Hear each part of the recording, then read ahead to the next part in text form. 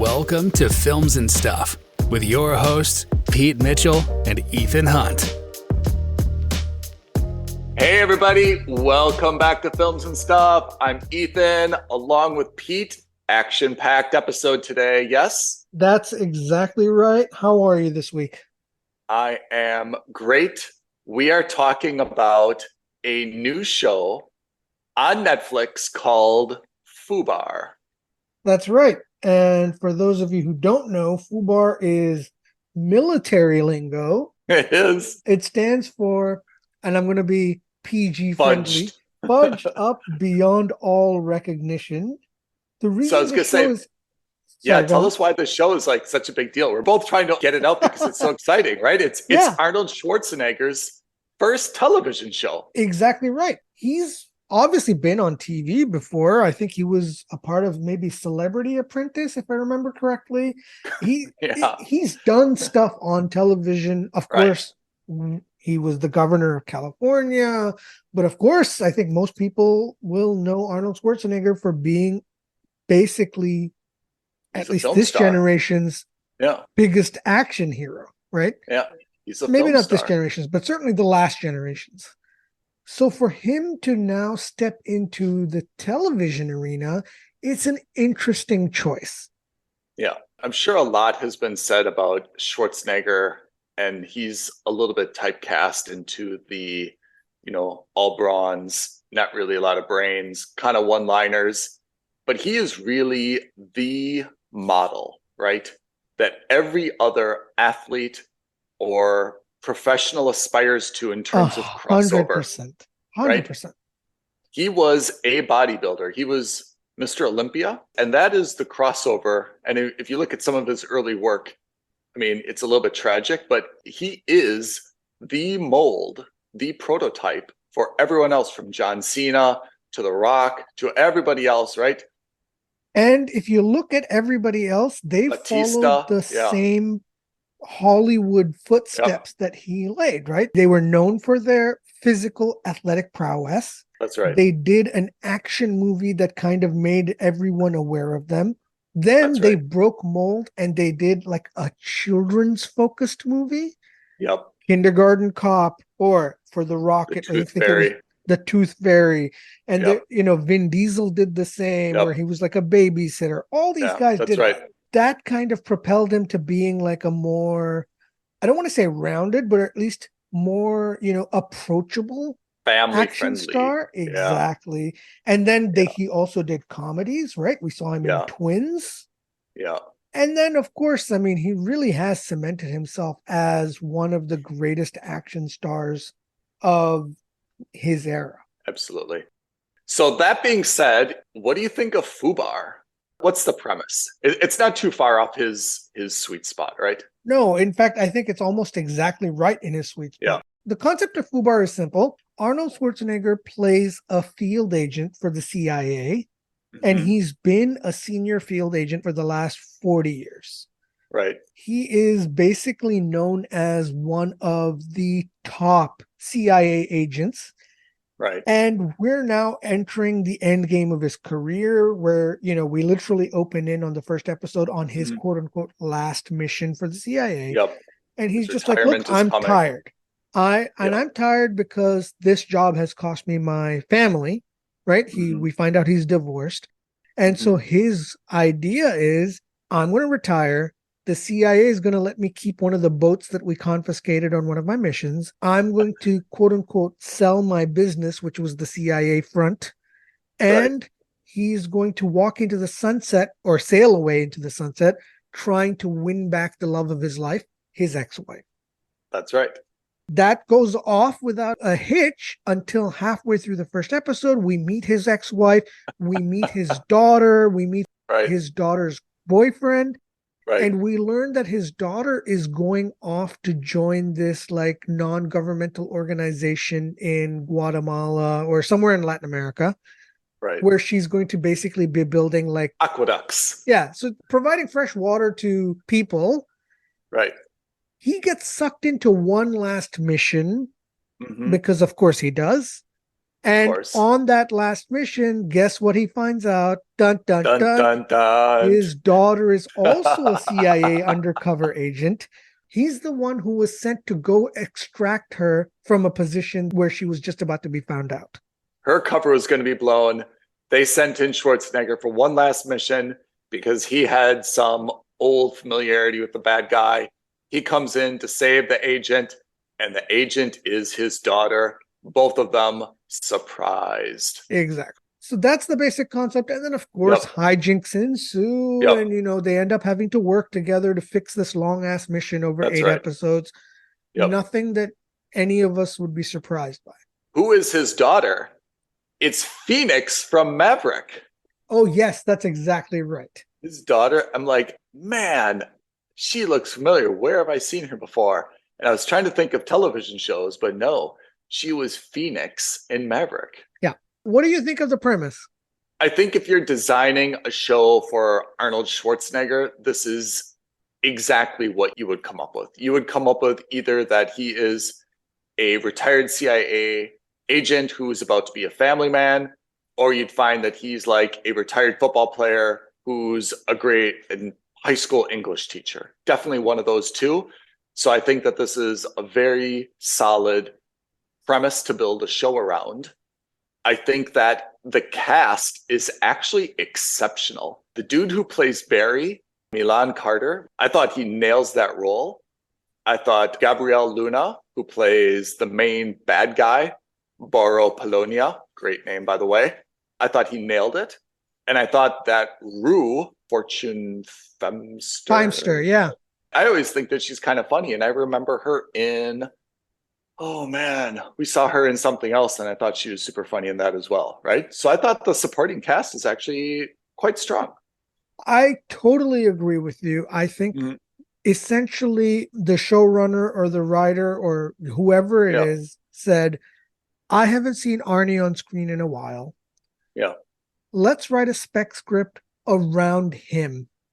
Yeah. I think that's what they did. I really think they didn't write this show and then say, let's try to get Arnold Schwarzenegger. No, I think they had him in mind and built it around him. Yeah. You get to see him do action, which he's done in the past. You get to see him do a little bit of comedy, which he has done in the past. Yeah. You get to see him flex a little bit of his emotional range, which we haven't really seen, but kind of. We have seen the parental child dynamic before. Obviously, the most famous one in Terminator 2. We get to see a little bit of that. We also get to see him kind of, I'm not saying he's going to rail against today's current political agenda for a lot of things, but you can see he's kind of like one of those old school guys who's just like, this isn't what it means to be a man. Yeah. This isn't what it means to be, a husband. Yeah. He rails against his son in the movie. He rails against his potential son-in-law in the movie. He sees a lot of that kind of stuff. So I think this show is like the perfect platform for Arnold Schwarzenegger, the human being, to kind of showcase what his, not just political ideology is, but like his physical ideology. Yeah. I didn't think I was going to like it. I remember seeing a teaser trailer a while ago.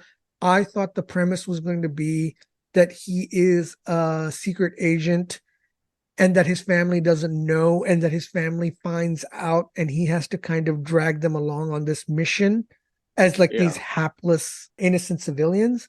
Right. I like that twist where we find out that his daughter is also an agent, and then it becomes a father-daughter team effectively. Yeah. A very, very dysfunctional one, which we learn very quickly. Mm-hmm. I agree with you. I mean, I think, again, the show was definitely written for Arnold, and I think that he plays his role very well. My grievances, if I can call them that, is a lot of it's not really Arnold's fault, but he's not a young guy anymore, right? Yeah. It's just, I wouldn't say it's hard to watch, but you definitely have to let your imagination go a little bit to accept him kind of like bouncing around like the spry old guy that we were first introduced to, at the start of his career. So imagine this kind of 72-year-old grandfather, still like out in the field on missions. And first of all, Schwarzenegger's always been kind of a bazooka guy, right? He's never been John Wick, hand-to-hand combat, really fast choreographed scenes, right? He's always been the robot who's walked in with a bazooka and exploded the building. Terminator, right? He has that machine gun that's got like 1 million rounds, right? And it just like levels everything. He's never been the guy to play with like pistols, John Wick style. So it's good that in this show, they don't have him engage in a lot of hand-to-hand combat. He could definitely punch someone. He could come up behind them and kind of slit their throat, but he's definitely not spry enough to engage in a fist fight scene. So I think they kind of utilize him properly in that way. But, for television as well, the types of stunts and the action that they have, it's really different level from the movies that we've seen him in, right? You're forced to do a lot more kind of creative things with Jeeps and with different camera angles. The explosions are a little bit less awe-inspiring. So it's definitely television. And I think that if you're really expecting this to be a great action series, you'll be a little bit disappointed. But Arnold honestly plays his role pretty well. And I think there's a good message in what he's doing in terms of, the priorities of family and, acting the right way and taking responsibility. I have to say, like, there's some good messages embedded in the script. I gotta say, most of the supporting cast was excellent, like really good. Yeah. I'm not 100% a fan, although I love Monica Barbaro. I wasn't a fan of her character. Can I guess why? Go on. A lot of vulgarity. Yeah, the vulgarity took it away from me, and also like 100% delusional behavior. Yeah. It's a trope that I'm kind of over at this point. Like, if you want to be a delusional person, be a delusional person. That's fine. That's okay. But to sustain that over 8 episodes, it's a bit difficult for me to handle. I didn't watch all 8 episodes, but the episodes I watched, I found that she was very much the angry daughter. Yeah. And I feel like that is so in a culture and environment that are so empowering of women. I feel like these roles do the opposite, and it really diminished her as a woman to have like this huge grudge against her father and be so angry and so judgy and so vulgar about it. I would have preferred if she would have said something like, "Dad, I always knew you were in the CIA. Do you think I'm so stupid that I think that you're a traveling salesman of fitness materials and you're going to all these places spur of the moment because you've got to meet with a customer to sell them fitness equipment, and you'd come back with bruises and scabs because you fell or you tripped, or come on, Dad, like I knew you were doing something like this. I admired you so much. I saw the toll it took on you. I wanted to follow in your footsteps. I always knew you were in the CIA. I couldn't tell you, of course, I would have found that to be like a little bit more endearing message than this like anger that she kind of had. I mean, I honestly can't tell you what I would have preferred or what arc I think would have been better, but I 100% am with you. This I'm angry at you for lying to me. Right. Trope. Right. A, I'm tired of it. And B, she does exactly the same thing. 100%. If anyone would understand the importance of maintaining a cover, it would be another CIA agent, right? Because she's essentially doing to her husband or fiance what she's claiming her father did to her. Yeah. And then Arnie, to his credit, in those moments where you see him kind of become self-reflective, and in those moments where he's saying, I want to meet a better father to you. Yeah. He says, you can't do the things you're doing because these are the things I did to your mother. That's right. I love her. I made mistakes. The mistakes that you are claiming to say that I've made, guess what? You're doing exactly the same thing. But this is what I meant about her being self-delusional, is just that she refuses to acknowledge that. Yeah. And she just continues being angry at her dad. Yeah. I mean, again, if you want to go with that, that's fine. But be aware of the fact that that's going to be a huge turnoff for so many people. Yeah. Would you have preferred a plot where the daughter, Emma, is actually legitimately working for like an NGO and Schwarzenegger has to go extract his daughter, and then she finds out, wow, you're in the CIA, and she was always a civilian, and then they do kind of this mission together? Would you have preferred that? I'm not sure if I would prefer that or not. And this is one of the few rare times where I actually don't know what the alternative is. I like that expectations aversion, that they're both super capable agents. Right. I actually thought that was a great twist. I did enjoy that aspect. It's just that I'm not sure that Emma's attitude and behavior throughout the course of the 8 episodes is sustainable. I finished the series, and even now I'm just like, like it was good. The least solid part of that, even though she's one of the most capable, is her character. Yeah. What was her character in Maverick? She was the third person selected on the crew. Right. Tom Cruise, number 1, Miles Teller, Barbaro, and Bob. She had a similar, I don't know if her attitude or behavior was similar, because I think they were all alphas in that show. So I think it was more appropriate because everyone is an alpha when you're talking about Top Gun. She stood toe to toe with Hangman and with Rooster and all of these guys, not just physically, but in terms of capabilities. Yeah. So I think that kind of thing was very appropriate. I get that you want to be an alpha here too. And maybe that's what they were going for, is that you basically have 2 alpha field agents going at it, and there's going to be an obvious clash. Yeah. If that's the case, I mean, good on you. You pulled it off. But she doesn't come off as likable in the sense that everyone came off as likable except for her. Even the bad guy. That's a little bit, I think, a strategic misstep. I don't think they've made an announcement in terms of whether there's going to be a season 2 or not, right? If you're going to make this a show that has legs, eventually you need to age out Schwarzenegger. And you could then say, look, he's really going to be retired, or he'll be in a consulting role only. Yeah. And he'll appear in 2 episodes next year. But now it's going to be Emma and Barry as kind of like the new team, right? And give Alden, Travis Van Winkle a bigger role, give Rue a bigger role, bring in a new bad guy next year. You could really give the show a little bit of staying power. But the key to that is, and I thought Barry pulled it off, but you need Emma, Monica Barbaro, you need her to really, really be likable. And I thought she sold the physicality. Oh, totally. She could handle a gun for sure.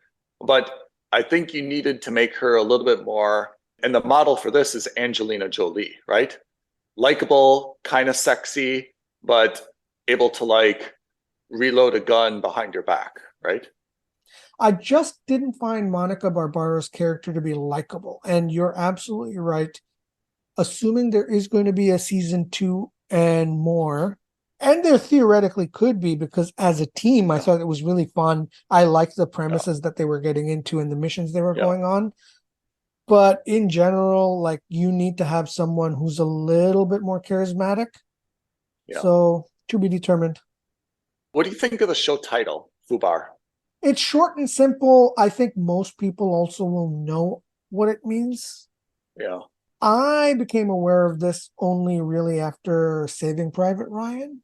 Yeah, Saving Private Ryan, I think, is where they, in pop culture, I think where it was used the most. Right. I think that's when I became aware of it as, a civilian or whatever you want to call it. Yeah, I was thinking it was Black Hawk Down, but no, it was Saving Private Ryan. We've seen Schwarzenegger in this role before. Remember the movie True Lies? Yes, exactly right. And then there's a show, True Lies, as well. Oh, great callback. I didn't even think of it. 100% the right call, because that's very similar. In fact, we even see Tom Arnold in this movie. Oh, yeah. Oh, my God. I should have put 2 and 2 together when I saw Tom Arnold in this show. Yeah. Oh, yeah. It's very much the kind of True Lies, right? His wife did not know, and then they teamed up. Yeah. And I haven't watched the show, though. Have you watched the show? I didn't It's bother. totally different cast, but I mean, the premise is the same, right? he's traveling salesman. He's always gone. His wife finds out, and then they team up apparently. Honestly, haven't bothered because generally speaking, I thought True Lies was such a good movie that I kind of just like, why go back to it? I'll never forget the scene over Highway A1A, right? The bridge that goes with the from Harrier Miami. jet? Yeah. Yeah. The bridge that goes from Miami to the what Keys. Are those little, the Florida Keys, right? Which is a highway you see on like so many movies, right? Bad Boys for sure. Bad Boys for sure. Yeah. Oh man, we need another Bad Boys. Speaking of which, they're filming Bad Boys 5, or they're about to start production on Bad Boys 5. It's Will Smith and Martin Lawrence. Yeah. Martin Lawrence. We have to say something. If we had like a rewatchables segment, the original Bad Boys and Bad Boys 2 are definitely in some type of Hall of Fame, right? Oh my God. Yeah. I'm not even Bad Boys 2, really Bad Boys. Yeah. The most recent Bad Boys, those guys are so ancient, it actually became their own meta trope, in the film, right? Like, Will Smith was like, I jammed my knee and I think I'm too old for my girlfriend. And it was very, very uncomfortable to watch those guys kind of hobble around. I mean, look, we're not young puppies ourselves, but we're also not on screen trying to relive, the stuff that we did in our 20s, Having because said those that, original ones. If Hollywood wants to make a movie of Pete and Ethan reliving their 20s and 30s together, happy to do it. Call us. We're available. We will find time in our schedule to relive those moments, right? Exactly. It will involve studying in the library, all-nighters at the office. We could definitely pull those action scenes all over again. Yep, exactly. Oh my God. He hurt himself with that stapler. He's exhausted the next morning after that all-nighter. Partying? No, he was in the library. Anyway, so Fubar. That's Fubar on Netflix. Can I say one thing, though, to the benefit of Netflix? Yeah. Netflix has done these pretty horrible things with Gray Man. We saw it with Red Notice, basically everything with a color in the title. So Fubar, I think, is a little bit better that it's a show rather than a movie. And I thought that it was probably better value for money than Gray Man or Red Notice were. I totally agree. It also gives them a longer tail. And by that, I mean that when Red Notice comes out, it's flash in the pan. It got a lot of attention for that one weekend or that 1 week or maybe 2 weeks at most. Yeah. But then it was kind of over and done with. For Fubar, you're looking at least 8 episodes worth of legs. And then on top of that, the question is going to come, are they making a second season? And then if they do, that'll get another 8 to 10 episodes worth of legs. So with all due respect to how this show looks, and it looks pretty good, I'm willing to bet you anything this was a way cheaper premise to shoot than Red Notice was. Yeah. I mean, again, it's really the action, which is a lot of Jeeps, a lot of guns and rifles, a lot of storage crates, kind of stuff that is a lot easier to do than even the locations they were on. Yeah. Like they did a scene on a maglev train. Yeah. Just the exterior looked good, like a train that you'd see in Japan. That's right. But the interior just looked like a regular rail cart. It didn't look like anything fancy at all. Yeah. So I think this is where you can see that they saved their budget on. And to their credit, you didn't need to spend money on that kind of stuff. And that was absolutely fine. May I refer the creators of Citadel to Fubar in terms of what can be done? And by the way, we're not looking for like finger paintings in the background, right? We're just saying you don't need to spend $300 million to have a show that looks good. And we prefer you focus on the characters than the expensive pyrotechnics. Absolutely. And this show kind of does that. I think of it more as a relationship drama under the guise of an espionage action show than the other way around, right? Because you get to see a lot of quality time between Schwarzenegger's father figure and Barbaro's daughter figure. and them kind of sorting out their own difficulties with each other out. I think that's actually quite novel. Okie doke. That is Fubar, Arnold Schwarzenegger on Netflix. If you haven't watched it, what's your rating? This is a mooch for me. I enjoy it. I have nothing but positive things to say about it. I don't think that if you don't have Netflix, you need to go out, sign up, and pay for a subscription to Netflix. But it's definitely worth, mooching. If you've got a friend who's got Netflix, you should definitely find a way to go over to their place and watch it. You should, mooch their password if you can. It's certainly a very entertaining show, and it's worth your time, but I can't say that it's worth subscribing deliberately and only for the show.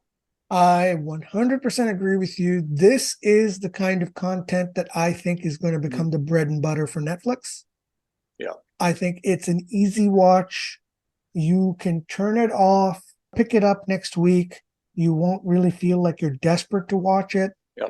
It's fun. It's entertaining. Yeah. At the end of the show, you're not, regretting your choices. But at the same time, you're absolutely right. I'm not immediately signing up for Netflix to see 3 more seasons of this.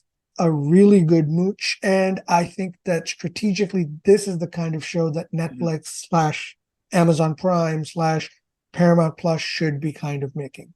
A low budget, high stakes in concept only, high impact. I think this is the kind of stuff that subscribers want to see. I can't speak for Netflix overall, but I know that Netflix India, this is a top 10 show already. I'm sure it is. I mean, just because of the name recognition of Schwarzenegger. But exactly. I think you're right. In terms of, if I'm just looking at this from a subscriber perspective, all things being equal, let's say Citadel is amazing. Once you're done with Citadel on Amazon Prime, there's no stickiness. There's nothing else. Okay, I finished the season. It was amazing. I love it. Now what? And I think that's the problem with Amazon, is that they've got these incredible big budget, big name shows, but unless they're back to back to back, I feel like you are at risk of losing subscribers. Whereas Netflix, I think, is always saying, hey, let's have kind of 3 of these big things going on at once. Viewers may not like one of them, and when they finish the other one, they'll turn to the next one. And I think that's their goal for the stickiness, Can I just do a small tangent? Yes. I highlighted this to you offline, and then I went to our Twitter page to talk about this. But Amazon Prime, sort your shit out. So when you go on Amazon, they can tell that you're traveling because it says Amazon Prime movies and shows to watch specifically while abroad. Yep. So they can tell that by my IP address, I'm not at home. No problem. Correct. I understand that. Air was under that. I had already seen it. You had already seen it. I thought, you know what? I'm going to watch it a second time. There are a couple things that I really enjoyed. I thought I have some time. Let's watch it. Air was the first show on that list of movies to watch while abroad. I said, great. Clicked on Air. What's the first thing that comes up? This movie is not available in your region. What are you talking about, Amazon? You told me it's available to watch while I'm abroad. I click on it, and now you're telling me I can't watch it because I'm abroad? What is going on? Totally agree with you. And let's not turn this into a copyright conversation, because both of us will be out of our depth. But for me, I have a real problem that if you subscribe to a service and you're registered under the country of origin's credit card and the country of origin's billing address, that if you're traveling or in a different region, you can't watch exactly the same catalog. I find that really, really frustrating. And I'm with you. When you're traveling, that's when you want to be able to call upon your streaming service and be able to watch something. And you know what? I wouldn't have minded if they had said, by the way, because you're in India, you can't watch these shows. But you, Amazon, specifically said you can watch these shows while you're abroad. There's also something wrong with that as well. So let's say The Covenant by Guy Ritchie, because that's kind of independent. Okay. Yeah. Let's say that, Netflix has the right to that in the US, but it's a different service that has the rights to that in the UK. I would kind of understand then if you're traveling in the UK and you access your Netflix account that you can't watch it. But Air is an Amazon movie. Yeah. There's no one else in the world, any other streaming service or platform that should be able to show you Air because it's an Amazon movie. So as long as you're logged into your Amazon account and you've paid for that Amazon account, you should be able to watch it anywhere. Just like Mandalorian through Disney, just like Marvel through Disney, just like Yellowstone through Paramount. So what's happened to you, I think, is even more repulsive because of the fact that Amazon is the sole owner and controller of that IP. Great point. Honestly, I didn't even think of it that way, but you're absolutely right. They funded the movie. Yeah. They should be able to show it anywhere they want. If you were in India, where else would you watch that movie? It has to be through Amazon. That's why I use Covenant as an example, because that's a little bit more independent. I could maybe understand that would be on different platforms in different countries. Yeah. But here it's not the case. Yeah, absolutely. Oh, anyway, sorry. So Amazon, man, like, of course, you're not going to lose Ethan and myself as subscribers, but that's only because we have this podcast and that's important to us. I think the value proposition for Amazon Prime drops every day you're not able to sort yourselves out. I'm not staying on Amazon Prime for Citadel. I can tell you that right now. I'm not staying on Amazon Prime for Air and then not being able to watch it. Amazon Prime used to be very valuable because you got it free as a part of your Amazon Prime subscription.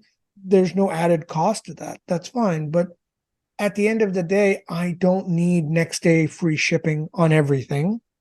You know, the UK is a small enough island where if you're not getting it the next day, you're getting it the day after that anyway. So I am totally fine with saving 10, 12, 15 pounds a month, whatever it's going to end up costing. This is just another source of frustration from Amazon for me. We will continue to push on Amazon and try to affect the change that you can believe in, because right now I think we're both a little bit unhappy with how they're managing things. Absolutely. But in any case, Fubar on Netflix, it's a mooch from both of us. You should definitely watch it when you've got time, but you know, you don't need to stop everything you're doing for it. You certainly don't need to subscribe to Netflix for it. Nope.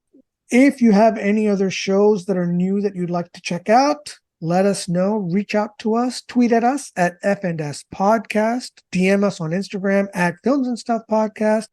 Email us aloha@filmsandstuffpodcast.com. But as always, the easiest thing you can do is like this video, subscribe to our channel, and leave a comment below. All of those things really help us out. That's right. Keith, thank you. Listeners, thanks for tuning in. We'll be back. Bye, everyone. Thank you for listening to another episode of Films and Stuff. If you haven't already, please subscribe and review on Apple Podcasts, Spotify, or wherever podcasts are downloaded. Films and Stuff. There is no substitute.